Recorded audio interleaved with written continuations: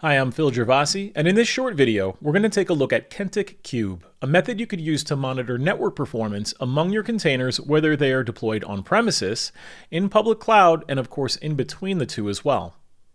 Now, it's important to remember that today, many applications are delivered over the network, which means there's a tremendous amount of application performance information embedded right in the network itself.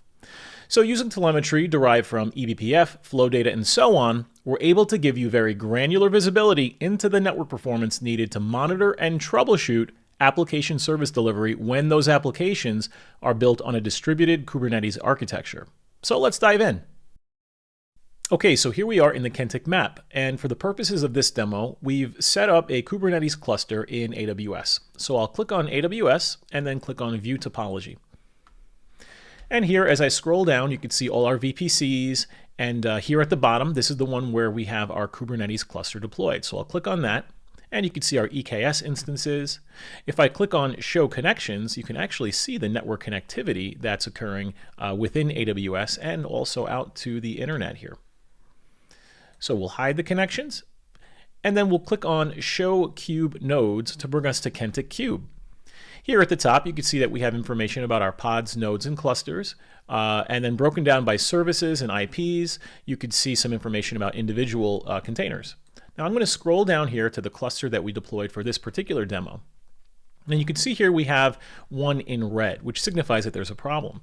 So I'll click on that and then select Show Details.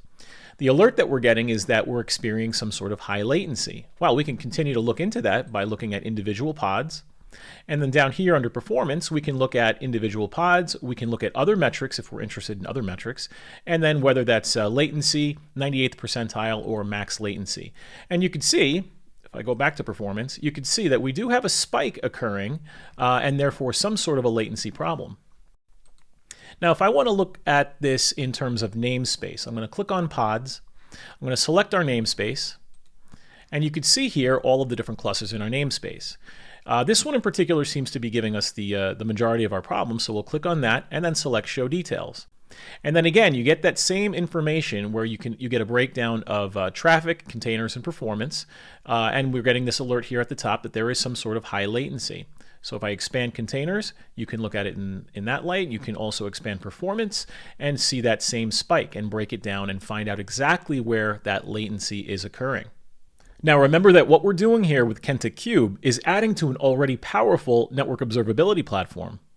Kube is certainly very useful in monitoring the network activity among your Kubernetes clusters, but it's part of the much greater whole of network observability which you get with Kentik.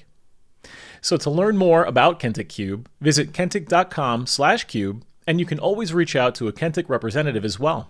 Thanks very much.